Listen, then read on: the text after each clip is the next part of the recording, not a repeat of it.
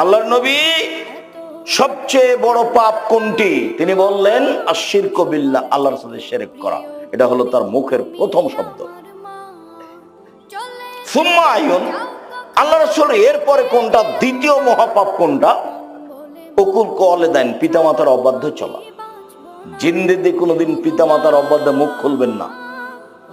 ঘুম থেকে উঠে দেখে মনে হবে যে এই বাড়িতে সবচেয়ে বড় শত্রু আমার মা। আমার মা যে একেবারেই খারাপ, একটা যে ভালো কথা বলে না, সবই যে আমার বই এবং আমার বিরুদ্ধে বলছে। মনে হবে যে মাটির উপরে এখন সবচেয়ে আমার বিরুদ্ধে কে আছে? আমার মা। এই সবচেয়ে খারাপ, একটু মরে না কেন? এরকম মনে হবে। মুখ খুলবেন না জীবনে পিতামাতার বিরুদ্ধে, যা বলছে বলে নেই। যেদিন মরে যাবে সেদিন কষ্ট পাওয়া যাবে, সেদিন ফিরিয়ে পাওয়া